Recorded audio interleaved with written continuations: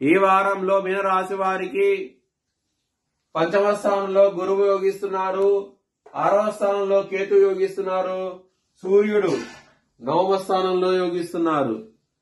మిగతా గ్రహాలు వ్యతిరేక ఫలితాలు ఉన్నాయి. ఇలనాటి శని ఉన్నది.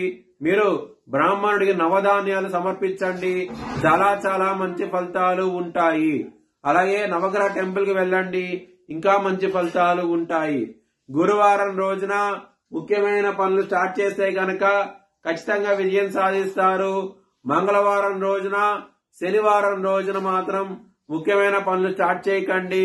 స్టార్ట్ చేస్తే గనక వ్యతిరేకత ఫలితాలు వస్తాయి, ధన నష్టం వచ్చే అవకాశం ఉన్నది. మీనరాశి వారికి కుటుంబ పరంగా మాత్రం బాగుండదు, ఇబ్బందులు పడే అవకాశం ఉంటది. ఇక్కడ కుటుంబాధిపతి అయిన కుజుడు ఈ వారాంతంలో